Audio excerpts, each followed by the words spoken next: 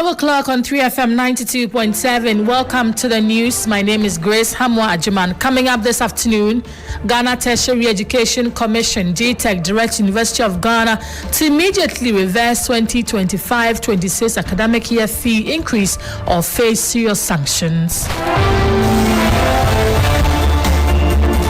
Also this afternoon, late Member of Parliament for Yawasu East constituency, Naza Turi Mahama, laid to rest following his death at the Kolebu Teaching Hospital after a period of illness. An abducted Venezuelan leader, Nicolas Maduro, and his wife set to appear in a New York court today on drug-related charges as President Donald Trump insists the U.S. is in control of Venezuela. Details of these and more shortly.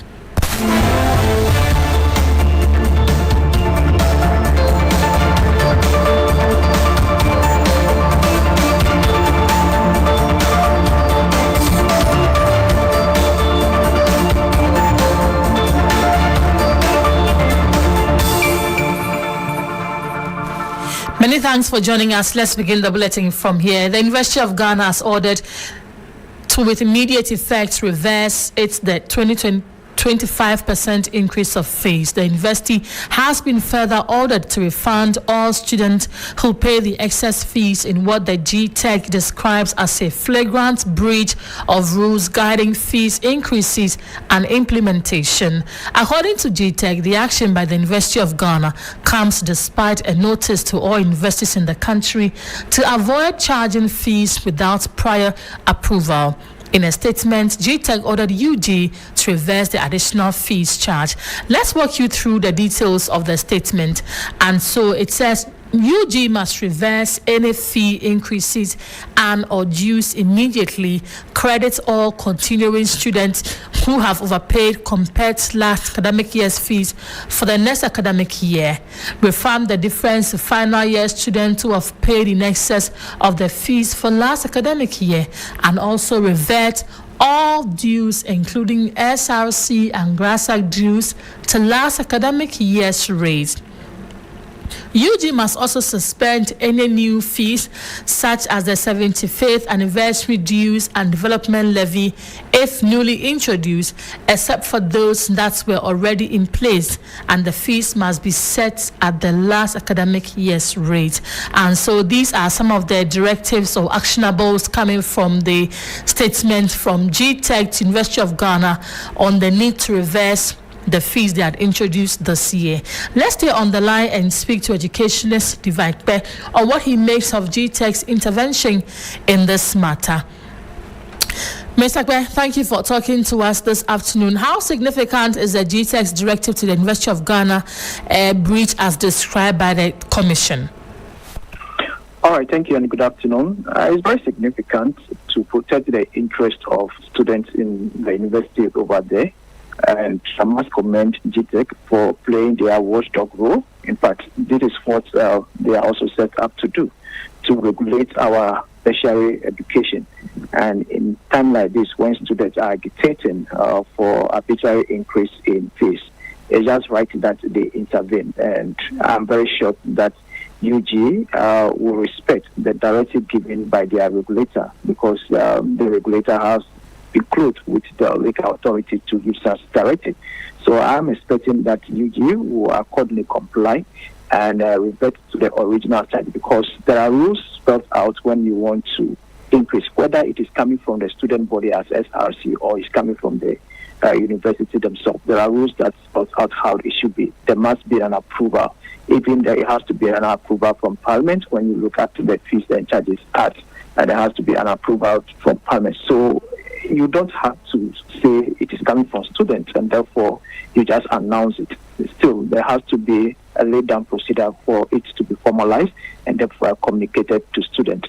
So once UG has not gone through the formal approach when it comes to fees approval before announcing that, it's just right that they comply with the directive given by GTEC. And so how do we create that balance with the university autonomy in financial management with the oversight role of bodies like GTEC, so that we don't maybe come back to the situation that we find ourselves in today? Universities have their autonomy already, but we can't let them have their sole autonomy without an oversight. Otherwise, it will be chaotic. They can charge fees and nobody can intervene. Then the wisdom of the premise of that particular Act 2020 1080, they sort of write that look, all public institutions, including schools, have to submit their fees for Parliament to approve. Otherwise, you and I will go to passport office and then they announce any fee at all, and without any approval, without any recourse to parliamentary approval or any other institution of government for that matter, charging any fee at all. Then you and I will continue to bear the brunt of it. So it is right that although they have their autonomy, there must be an oversight. Otherwise, it is the ordinary citizens that will be bearing the brunt. So their autonomy is rightly guaranteed. They are not saying, the law is not saying, do not charge fees, you can charge, but it must be approved given the socioeconomic condition. What is the situation on ground? Is what you are charging? Is this something that is prevailing market condition or can actually be handled by students at the prevailing market situation? So for me, the autonomy is already guaranteed, but autonomy does not mean that there can't be an oversight. In fact, GTEC is not saying do not charge, but they are saying if you are going to charge, then the right channel has to be used. That is all that they are talking about. So I do not see it as an interfering in their autonomy to charge fees.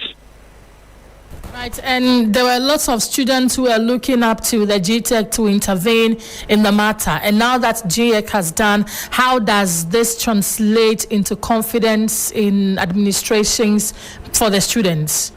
Especially at a time where we are even experiencing some form of rising cost of living.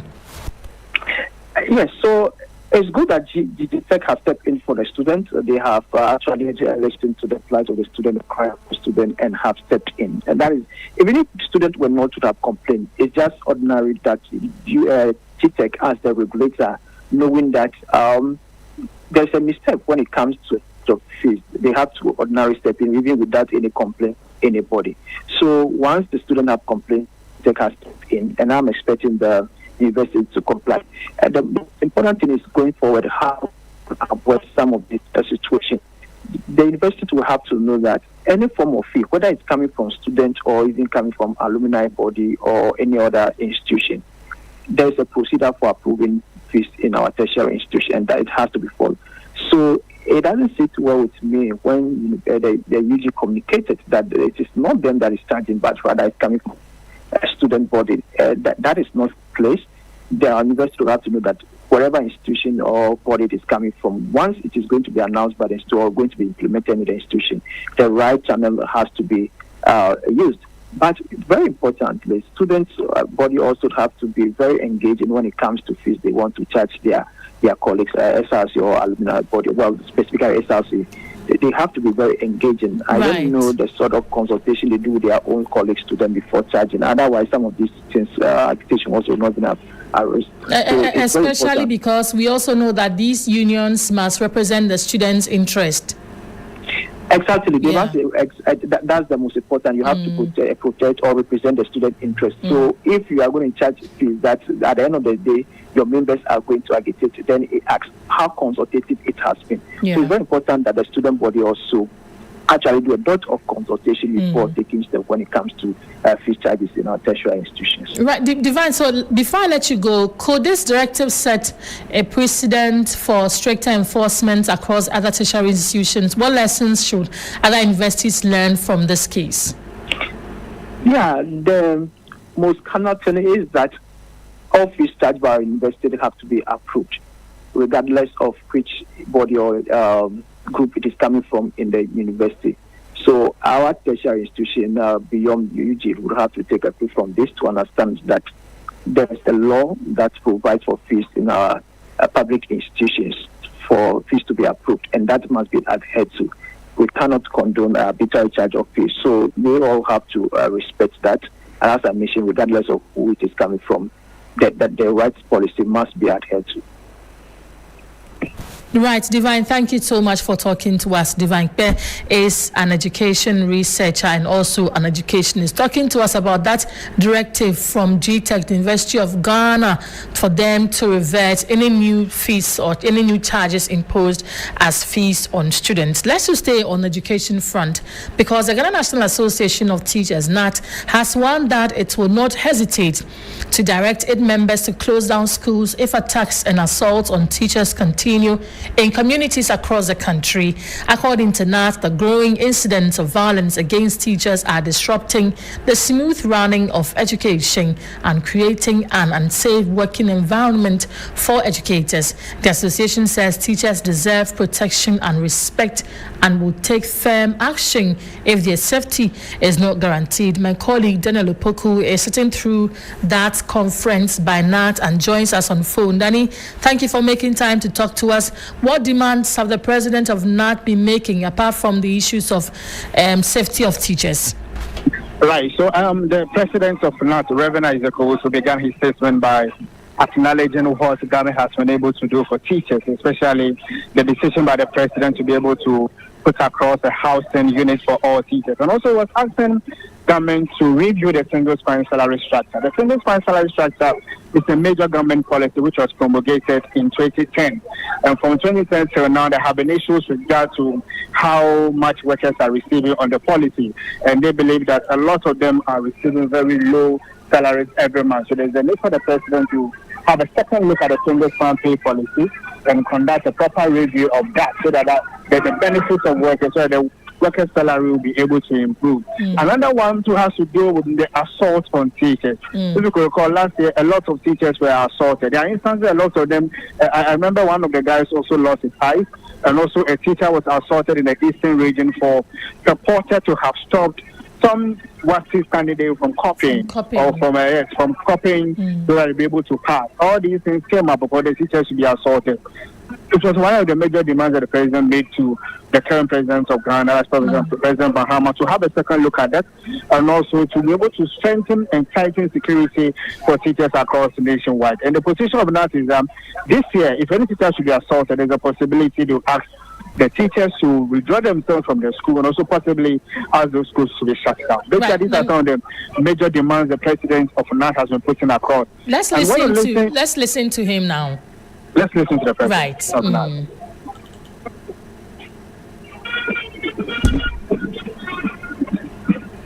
All right, Danny, we'll bring our listeners that audio subsequently, but what did the Minister of Education also say about the requests the teachers have been making? Right. So the sector minister of education already agrees. So he's the sector minister for the teachers, and also acknowledge the fact there's the need to have a proper housing unit for teachers, and he has renewed a commitment to ensure that the policy is being implemented. As we speak currently, about 500 million Ghana cedis has been earmarked in the 2026 budget to begin the housing policy for teachers across the country. And secondly, a major issue has to do with pensions, where we have a 3-tier pension system. The first year being owned or being implemented by Senate. The second one is the second-tier pension that's being managed by trustees and pension fund managers. And the third one is a voluntary. The third one is a voluntary of the Provident Fund payment. And the Minister of Education renewed commitment that pensions are going to be improved and the benefits of workers are going to be improved henceforth. That's basically what he has been talking about. And he has renewed commitment to work collaboratively with the leadership of NAT to ensure that we have a peaceful industrial climate going forward, especially 2026. Right, Danny, let's listen to what the minister said. Right. Let me assure you that Excellency John Dramani Mahama will reset pensions with the revision of Act 766 to respond to some of the institutional and administrative challenges confronting its implementation and to improve, if we can, what will become the lump sum in order to guarantee post-retirement security. And not President, when you started your Chubwe, one of the unique features of President John Dramani Mahama is his incredible mental acuity. The President and Harun, now he's in a Chubwe, he's now in the Chubwe labor moods. So the president recognizes when you want to send strong messages, when you use the words, we demand. The president heard you very well, we demand. So since I do not intend to make a formal remark, just to assure you that the outcome of the West African Senior Secondary Certificate exam was worrying and of concern to the President, the Ministry of Education, and to all of you. So let me now address you as brothers and sisters, and to challenge you that the outcome of WASI, does that reflect the quality of our teachers or the quality of our teachers? Right, Education Minister Haruna Idrisu there. Danny, we also know President Mahama is at this event, and he has been responding to the demands by NAT on the attacks as well as the pensions. What has he been saying? Right, so President John Dramani Mahama was also very much concerned about the assault on teachers, and particularly what's happening in the eastern region where the students attack the teacher basically for not allowing them to prepare and write the exam. And he said that he got to know of the video, and when he watched the video, he made some few calls to identify exactly what happened. And he was told that the teacher said he had been settled with some amount of 20,000 Ghana cedis, and for that reason, there was no need to pursue the matter. But one lesson critical to what the president said, he has released commitment to pursue and ensure that the interests of teachers are protected, the security of teachers are protected. So this year, we are not likely to have a lot of teachers. We are not likely to have teachers being assaulted, because the president is saying he's going to ensure teachers are protected. And that's a firm commitment from the president, to the leadership of NAT, and the entire members of NAT are very much happy with that, and will be able to mark the president according to his word, that teachers are not going to be assaulted. And also about the single time pay policy. He also talked about the need to have a review of it. If you recall, when he took over last year, at the middle part of last year, he mentioned the review of the policy, where he said that a committee will be set up. And indeed, the president is going to have that one done. Hopefully by this year, the policy is going to be reviewed, so the salaries of workers and for them to have improved benefits and within the public space. And also the issue about pensions, right, is something that the president says is going to look at. Okay, we can listen to the president now, and thank you for bringing us this update. A few years ago, we did a new pension reform. Everybody was happy, tier 2, tier 3. It looks like the time has come for us to look at it again. And so again, TUC, as the leader of organized labor, raised it with us. And I told Comrade Joshua and his team that we are prepared to put together a working team to look at the whole pension reform and come up with some suggestions and see how we can improve it so that everybody is happy and feels secure going into retirement. And a safe and secure working environment is a must. Indeed, I saw that video of I think it was a mass teacher being beaten because when he was invigilating, he refused to allow our children to cheat. And they had a sense of entitlement. And so why did you not allow us to cheat? And the unfortunate thing is that the matter went to the police station, and the parents of the students went to the police, and they said they settled the matter amicably. I mean, how is that? This is assault, it's criminal, you know. But when we inquired, the police also said, I think the teacher was compensated, so he didn't want to press charges anymore. But I said, at least the children should have been booked, they should have been taken through the legal process, and at least, if nothing at all, they should have been bonded to be of good behavior for a period of time. And then we believe that justice has been done. But just for parents to come and, you know, pay a little compensation, it will encourage others to do the same. You know, and so as for assaults on teachers, I am with you 100%. We will deal with it. And so it's a singular honor for me to address this distinguished gathering at the 54th National Delegate Conference of the Ghana National Association of Teachers, convened under the timely and forward-looking theme, Education and Development, the GES at 50. President Mahama giving the National Association of Teachers the strongest assurance that teacher safety and well-being will be priority on his agenda. This is the media news on 3FM 92.7. Let's move away from education to something rather sad. And the late Member of Parliament for Ayawaso East, Mahama Naza Turi, has been laid to rest at the Medina Muslim Cemetery in accordance with Islamic tradition. As part of the burial procedure, a janaza prayer was held at the Ayawaso East constituency office of the NDC along the Kanda Highway. The prayer was led by the National Chief Imam Sheikh Usmanu Shabitu and attended by family members, colleagues, party officials, and residents from the constituency. Following the prayer, the body of the late legislator was later conveyed to the Medina Cemetery, where he was buried in line with Islamic tradition. The 60-year-old member for the National Democratic Congress NDC side is a native of Kuwe in the Nkwanta South District of the Oti region. He reportedly died at the Kolebu Teaching Hospital after a period of illness. It was his fourth term in Parliament, having entered the House in 2013 representing the people of Ayawaso East. Meanwhile, some party bigwigs and members of Parliament have thronged the residence of the late MP to pay their last respect. My colleague George Quainin interacted with some of them. My condolences to the bereaved family, NDC, the entire Ayawaso East, and Greater Accra at large. Naza has been a pillar of NDC. He is the caucus chairman of the Greater Accra MPs in Parliament. In fact, he doesn't talk. He's a humble person. And his project in the constituency, cannot be, left behind. And you could see the constituent, say a lot of things he has done. Naza always come to me as a regional minister to ask of slots for his constituents. What I keep on telling Naza, we all call it. So let's find means of getting slots for our constituents. And this is the enthusiasm of Naza, making sure that he get what he wants for his constituents. He'll be dearly missed, trust me. He has done in Parliament. He's always seated, he's always present, he's always participating in everything that happens in Parliament. So, Naza, may his soul rest in perfect peace. Did you know he was sick? Yes, for a time.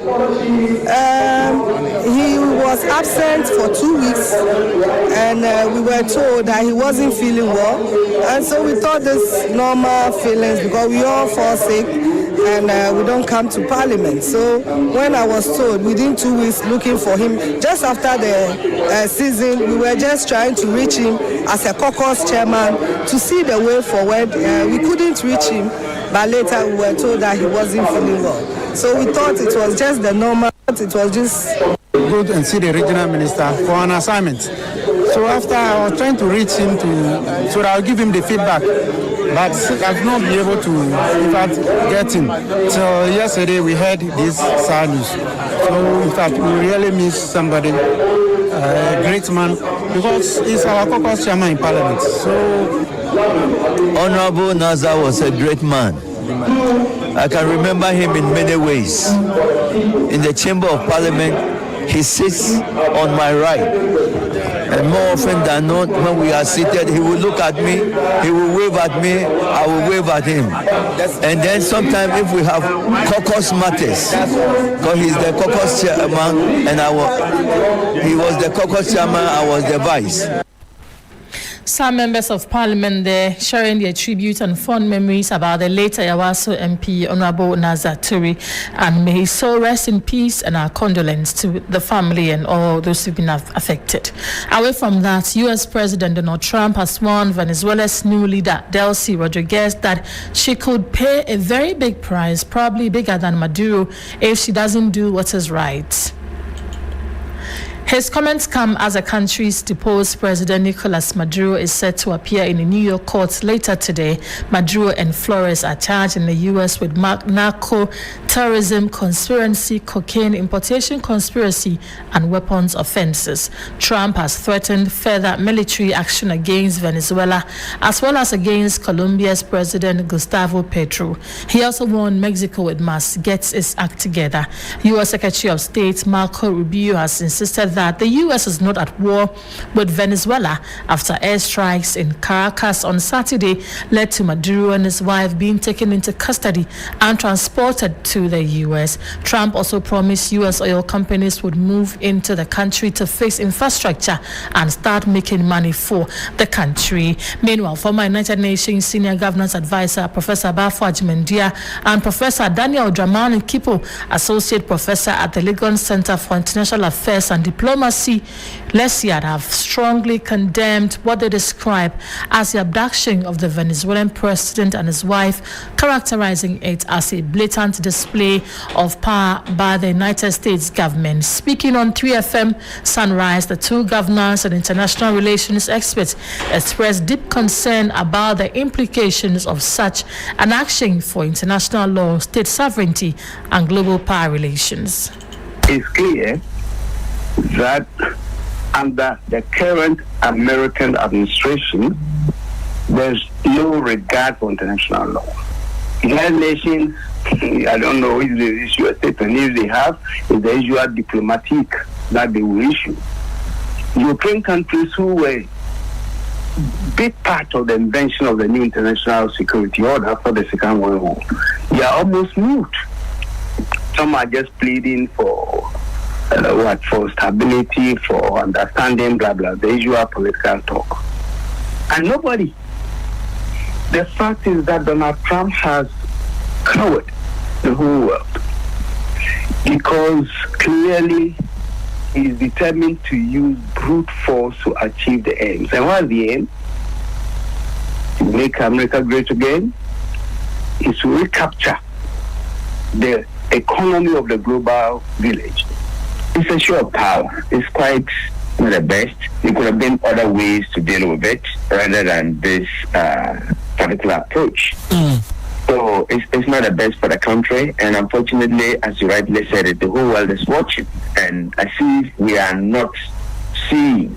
It's only that countries are condemning, but it has been carried out. Now, one of the most threatening aspects is that he has said, President Trump, that America will continue to have control over the country until transition can obtain. And that clearly would depict an issue of colonialism because of trying to take control of the country. And that will be like coming to colonize the country. And that certainly is worrisome.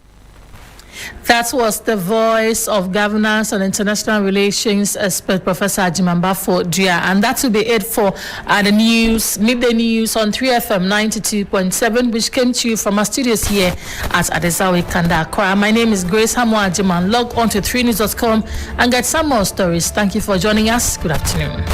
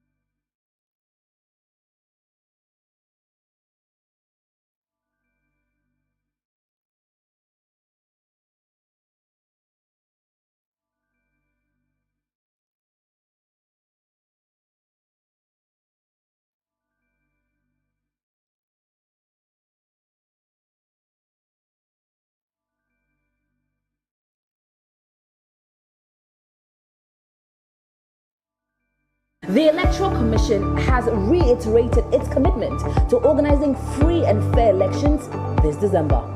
How's your week treating you? I'm here to serve you great music tidbits for your at-work listening pleasure. Rastafari, Rastafari, Rastafari. Our Father, who art in Zion, Kanamawe, Kanamawe, Kanamawe.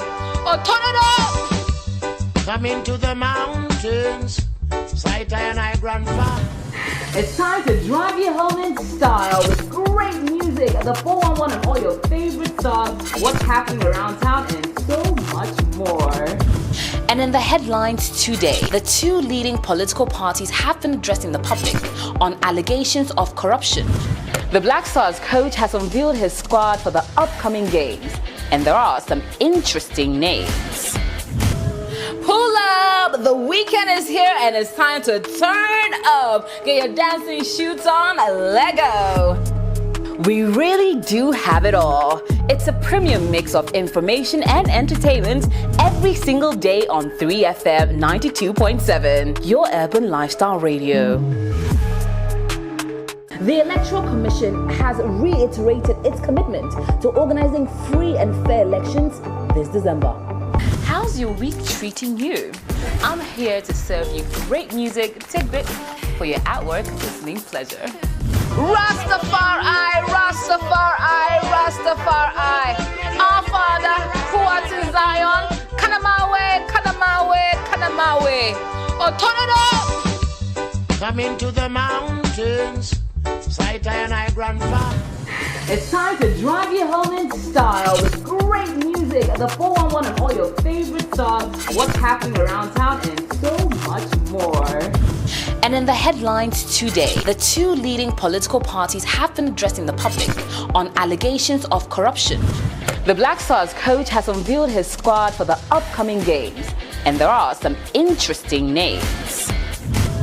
Pull up! The weekend is here and it's time to turn up. Get your dancing shoes on, Lego.